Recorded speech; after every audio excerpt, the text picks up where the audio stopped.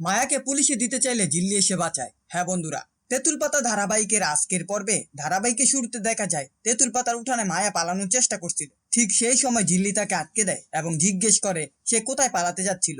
তখন অমিত বলে, জিল্লি ওকে পুলিশের হাতে তুলে দাও, থানায় নিয়ে গেলে দুগা পড়লেই সব বলে দেবে। কিন্তু জিল্লি আপত্তি জানিয়ে বলে, না, ওকে থানায় নিয়ে যাব না, ও আমাদের বাড়ির গেস্ট, আর গেস্টের সাথে এমন ব্যবহার করা যায় না। এরপর জিল্লি মায়া এবং খেয়ালিকে ভেতরে যেতে বলে।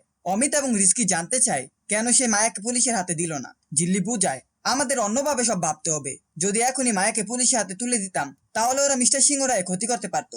মায়া তখন সব বলার চেষ্টা করছিল, ঠিক সেই মুহূর্তে সাদিকা এসে তাকে থামিয়ে দেয়। সাদিকা বলে, শুধু আজকের রাতটা পার হতে দাও, কালকে যা করার আমি করব। ওই মায়ের মুখ থেকে কিভাবে সত্যি কথা বের করতে হয় সেটা ওই জিল্লি চৌধুরী খুব ভালোভাবেই জানে। এর পরের দৃশ্যে দেখা যায় লাচ্চু খেয়ালিকে গড়ে নিয়ে গিয়ে বসতে দেয়। ঠিক তখনই রঞ্জু এসে তার পায়ে পড়ে এবং ঋষিকে খুঁজে দেওয়ার জন্য অনুরোধ করে। খেয়ালি বলে, তোদের বাড়ির ছেলেকে পিশাচিনি নিয়ে গেছে। একথা শুনে রঞ্জু এবং লাচ্চু ভয় পেয়ে যায়। খেয়ালি জানালার বাইরে বানরসেনাদের দাঁড়িয়ে উকি দিতে দেখে এবং মনে মনে ভাবে, ওরা আমাকে এখনো বিশ্বাস করতে পারেনি, আমাকে কিছু একটা করতে হবে। এরপর খেয়ালি মন্ত্র পড়ে কিছু ম্যাজিক করে এবং রঞ্জুকে দিয়ে দেয়। এটা দেখে রঞ্জু এবং লাচ্চু খেয়ালির প্রতি আরো ভক্তি দেখাতে শুরু করে। পাশাপাশি দেখা যায় রিস্কির বাবা এসে তার স্ত্রীকে নিয়ে চলে যায়। পরের দৃশ্যে দেখা যায় উঠানে অমিত, রিস্কি এবং জিল্লি দাঁড়িয়েছিল। ঠিক তখনই লাচ্চু এসে যায়। রিস্কি চলে যেতে চাইলে জিল্লি তাকে আটকায় এবং জিজ্ঞেস করে, তুমি কোথায় যাচ্ছ, মায়ের থেকে কেন এভাবে দূরে থাকছো? অমিত রিস্কিকে বলে, তুমি তো আমাকে দেখতে পাচ্ছ, আমার তো মা নেই, তুমি তোমার মায়ের সাথে রাগ করে থেকো না। জিল্লি অমিতের সাথে মিলে বলে, আমারও তো মা নেই, ছোটবেলায় মাকে হারিয়েছি। অন্যদিকে রিস্কির বাবা তার স্ত্রীকে বোঝাতে থাকে সে যেটা করছে সেটা ঠিক করেনি, সে তো তার মেয়েকে ভালোবাসে, তাহলে এমন করে চলে কেন গেল? রিস্কির মা বলে, সব দোষ তোমরা আমাকেই দাও, কিন্তু একবারও কি বোঝার চেষ্টা করেছো? আমি যখন চলে যাচ্ছিলাম তখন কি তোমরা আমাকে আটকালে? এই বাড়িতে আমার কোনো মূল্য নেই, সব মূল্য ওই পুলিশ অফিসারের।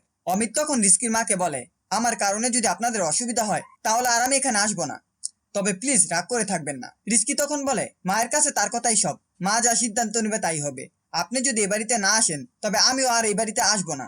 একথা শুনে সকলে অবাক হয়ে যায় এবং বানরসেনারা রিস্কিকে বুঝাতে থাকে সে যে সিদ্ধান্তটা নিয়েছে সেটা ভুল। কিন্তু রিস্কি স্পষ্টভাবে জানিয়ে দেয়, মা সব সময় তার ইচ্ছা আমার উপর চাপিয়ে দিয়েছে, আমাকে তার হাতের পুতুল বানিয়ে রেখেছে। আমি কিসে খুশি হব, কিসে ভালো থাকবো, মা কখনো বুঝতে চাইনি। আমি নাচতে ভালোবাসতাম, মা সেটা আপত্তি করেছিল।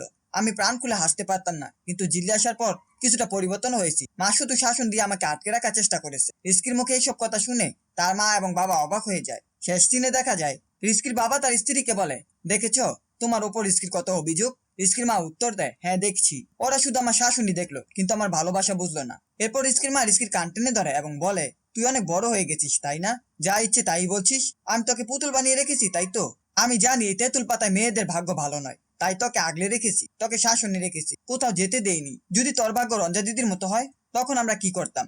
একথা শুনে রিস্কি উত্তর দেয়, তুমি এসব করেছো ঠিকই, কিন্তু কখন আমার মা থেকে বন্ধু হতে পারোনি। রিস্কির মুখে এইসব কথা শুনে সকলেই অবাক হয়ে যায়। এই ছিল তেঁতুল পাতা ধারাবাহিকের আজকের আপডেট। ভিডিওটি ভালো লাগলে চ্যানেলটিকে সাবস্ক্রাইব করে পাশে থাকা বেল আইকনটি অন করে দিন এবং আপনাদের মূল্যবান কমেন্ট করতে ভুলবেন না।